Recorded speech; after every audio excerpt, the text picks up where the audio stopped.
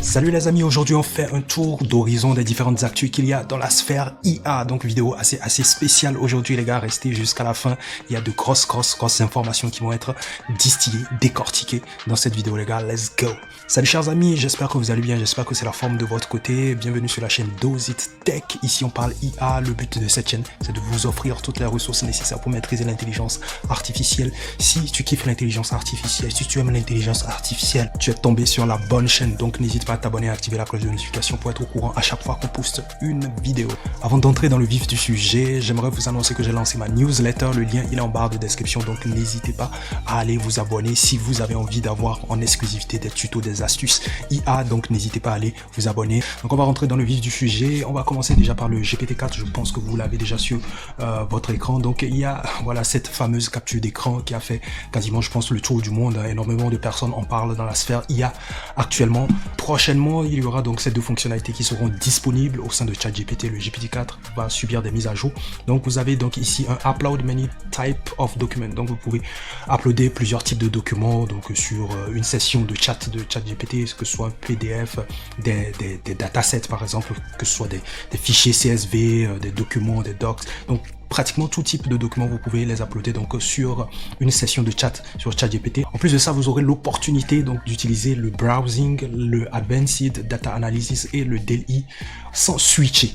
Donc tout en un en fait, vous pouvez tout utiliser, vous pouvez utiliser ces trois options, ces trois fonctionnalités sur une seule session de chat. Vous n'aurez plus besoin de switcher et ça c'est une grosse nouvelle. Je pense que j'en ai parlé dans une de mes précédentes vidéos lorsque je testais le DALL-E 3. Je l'avais dit que j'aimerais bien voir en fait ces trois fonctionnalités combinées sur une seule session chat, et là donc ils ont annoncé donc la mise à jour et donc c'est très intéressant. En tout cas je suis dans le wait and see, j'espère qu'ils vont le déployer très rapidement pour qu'on puisse tester, parce que je vois énormément de cas d'utilisation pour cette fonctionnalité là. Donc n'hésitez pas à me faire des feedbacks par rapport à cela. Est-ce que vous êtes excité à l'idée de voir donc ChatGPT arriver en force avec ces deux fonctionnalités là? N'hésitez pas à me le dire en commentaire. Là on peut littéralement voir les différents cas d'utilisation qu'on peut faire avec ces prochaines fonctionnalités, ces prochaines mises à jour que va intégrer ChatGPT. Donc là vous avez une image par exemple d'un chien qui a été uploadé, et là on peut demander à DALL-E de reproduire, de nous générer sur la base de l'image qu'on a uploadé un chien qui est quasiment ressemblant ou un chien en version cartoon, et c'est très intéressant. Franchement c'est game changer. Donc il y a aussi une image très intéressante que j'avais envie de vous partager, c'est l'image du code source du GPT-4.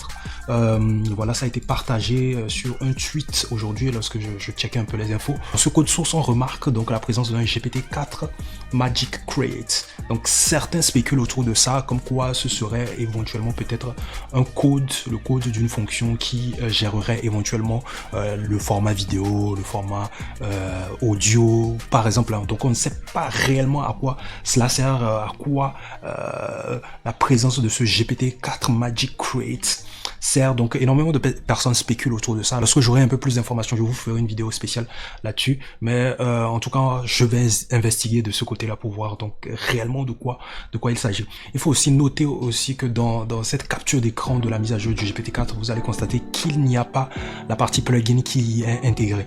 Donc du coup il n'y a que le browsing, le advanced data analysis, le ADA, c'est comme ça que je l'appelle, hein, c'est une abréviation en quelque sorte, et le DALL-E 3 qui vient de sortir. Donc il n'y a pas la partie plugin qui y est associée. Mais franchement, si la partie plugin était associée à tous ces outils, je pense que ça aurait été un gros banger. Je ne sais pas pour vous, mais donnez vos avis en commentaire par rapport à cela. Autre info très intéressante à voir, c'est que Google a investi près de 2 milliards dans la startup Anthropic. Anthropic, c'est la startup qui est derrière Claude AI en quelque sorte, qui est un sérieux concurrent de ChatGPT. Franchement, l'investissement de ces 2 milliards dans la startup Anthropic, franchement ça relance littéralement cette guerre farouche des LLM qu'on est en train de voir actuellement. Franchement ça va pas s'arrêter, on a l'impression que ça va pas s'arrêter. Donc c'est une news donc à retenir. Donc Google investit 2 milliards donc dans la startup Anthropic. Autre news, c'est du côté de Perplexity, on en parle énormément sur cette chaîne, donc c'est cette plateforme concurrente à ChatGPT. Il a une interface à la ChatGPT, il y a plusieurs modèles de langage qui sont intégrés donc dans ce chatbot. Ils ont annoncé donc le lancement de 2 modèles de langage qui ont été fine-tunés sur des modèles de langage open source. Il s'agit de PPLX70B. Comme vous le remarquez sur la vidéo, c'est le PPLX70B. Donc il y a aussi le PPLX7B. Donc il y a 2 tailles. La plus petite taille c'est le 7B, la plus grande taille c'est le 70B. Donc c'est ces 2 modèles de langage langage fine-tuné sur des modèles de langage open source que vient de lancer Perplexity. On peut même déjà aller tester cela, on va aller le tester, on va aller regarder à peu près à quoi cela ressemble. Donc pour accéder au chatbot, il faut entrer donc cette URL labs.perplexity.ai, certainement je vous le mettrai en description. Et donc voilà, vous êtes en présence donc du petit chatbot de Perplexity. Ensuite, ce qu'on va faire, on va venir sélectionner donc leur nouveau modèle de langage, le 7B, le PPLX7B, Chat Alpha et le PPLX70B. Donc on va partir sur le 70B. Oralement, il me répond en anglais, DALL-E 3 is a cutting edge AI model, etc. etc. C'est sûr que derrière, il a été entraîné sur des datasets en anglais. Vous avez en temps réel quelques stats que vous pouvez utiliser pour essayer de comparer les différents modèles qui sont présents ici. Il y a aussi le Mistral 7B qui est aussi présent ici que vous pouvez tester. Il y a plein de modèles de langage que vous pouvez tester ici. Donc voilà, n'hésitez pas à y faire un tour, hein, bien évidemment, pour tester et me faire des feedbacks en commentaire. Bien évidemment, on fera une vidéo. On viendra tester un peu ces modèles de langage open source, leur performance. On a déjà testé le Llama 2, on l'avait déjà testé, le Code Llama aussi, on l'avait déjà testé. Le Mistral par contre, on l'a pas encore testé. Le Mistral, je l'ai testé sur Hugging Face, c'était pas mal, donc il faudra qu'on le teste là, ici aussi. Et puis le PPLX aussi, on va faire une vidéo comparative de ces modèles de langage. Quelque chose de très intéressant aussi que j'ai envie de vous partager dans cette vidéo aussi, c'est le prompt parfait. Donc voilà comment est-ce que le prompt parfait devrait être structuré.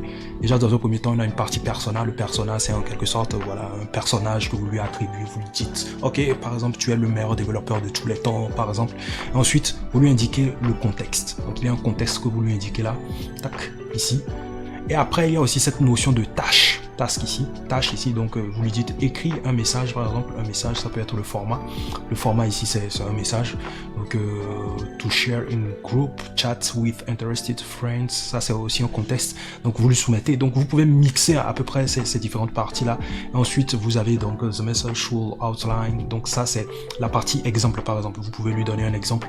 Surtout les exemples, c'est très important. Ça lui permet au fait de savoir comment est-ce qu'il va pouvoir structurer la réponse qu'il va vous donner, par exemple. Donc voilà, vous pouvez lui donner un exemple, c'est un plus.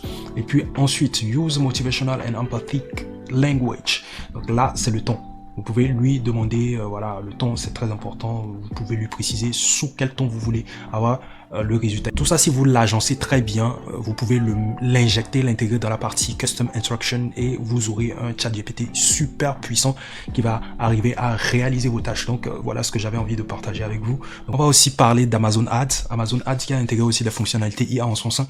Donc Amazon Ads a intégré donc cette fonctionnalité qui va vous permettre de générer des images pour vos publicités. Vous savez que sur Amazon Ads, vous pouvez donc générer des publicités. Donc il vous suffit là, comme vous le voyez sur cette vidéo, de sélectionner votre produit et directement il y a l'IA génératrice d'images d'Amazon qui va vous générer donc un environnement dans lequel se placera votre produit. Là, par exemple, vous avez peut-être des marmites, hein, je sais pas, des marmites. En tout cas, ce sont des ustensiles de cuisine en quelque sorte. Voilà, des grille-pains par exemple. Donc ces ustensiles de cuisine, l'environnement idéal dans lequel ils devraient se placer pour faire une pub, c'est bien sûr une cuisine ou soit voilà un appartement, bien évidemment. Donc grâce à cet outil, vous allez générer littéralement en quelques secondes voilà l'environnement parfait pour pouvoir présenter, pour que le produit soit présenté au mieux. Et moi je trouve que c'est game changer, franchement. Donc Amazon aussi est en train de petit à petit intégrer donc des fonctionnalités IA en son sein pour vous faciliter donc la vie. Donc plus besoin vraiment de vous casser la tête pour faire du shooting, trouver des endroits parfaits ou des décors parfaits pour faire le shooting de vos produits. Là, vous avez donc cette fonctionnalité IA qui vous fait gagner de l'argent et du temps derrière. Donc c'est super intéressant. Donc n'hésitez pas à aller tester hein, pour ceux qui voudraient tester.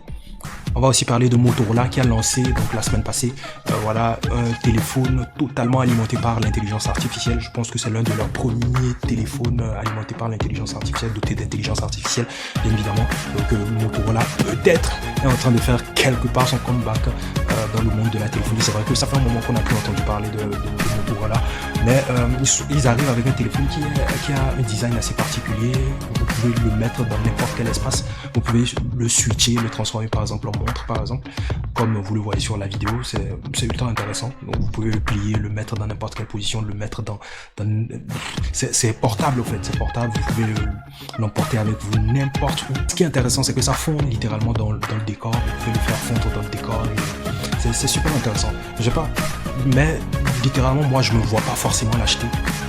mais je l'achèterai juste pour tester le fait de sa fonctionnalité d'intelligence artificielle. Mais perso, je ne vois pas forcément l'acheter. Dites-moi ce que vous en pensez en commentaire, hein. Voilà, ça m'intéresse bien ce que vous pensez. Donc, on va aussi parler de Midjourney qui a lancé son nouveau site, hein, voilà, son nouveau site. Le design, il est pas mal, design classique, je trouve. Design normal, classique, voilà. Il y a surtout cette partie-là, la partie Imagine, qu'on attend avec impatience, qui n'est pas encore disponible. Donc on ne peut pas encore générer d'images sur le site web de Midjourney. C'est une fonctionnalité qui va arriver un peu plus tard. Donc ils sont en train de travailler là-dessus. Et aussi récemment, ils ont lancé aussi une application mobile, Niji Journey, si je ne me trompe, Niji Journey, disponible sur App Store, disponible sur Play Store aussi. Vous pouvez le télécharger, le tester. Mais pour l'instant, on est dans le wait and see par rapport à la partie Imagine. Franchement, j'ai hâte que ce soit disponible. Et donc, on va littéralement se débarrasser de Midjourney. La commande /Imagine, la partie /Imagine va littéralement nous manquer. J'ai hâte quand même de les voir sortir de Discord et d'avoir leur propre plateforme de génération d'images. Ce serait bien. Quand même. C'est quand même eux les numéro 1 actuellement. Donc pour terminer ce tour d'horizon de l'actu IA, je vais vous parler de Soul Machine. Je pense que je vous l'ai déjà présenté, hein, voilà, lorsque j'ai fait ma petite vidéo fun sur Francis Ngannou, hein, voilà, j'espère que vous avez suivi le combat de ce week-end, bien évidemment. Donc je vous présente Soul Machine. Soul Machine, c'est associé avec Francis Ngannou. Ils ont créé le double digital de Francis Ngannou. C'est avec ce double là que j'ai fait une petite interview, j'ai simulé une petite interview avec le double IA de Francis Ngannou. Donc voilà, c'est sur cette plateforme là que vous pourrez retrouver le double digital de Francis Ngannou, et c'est sur cette plateforme là que vous aurez aussi la possibilité de créer votre double digital.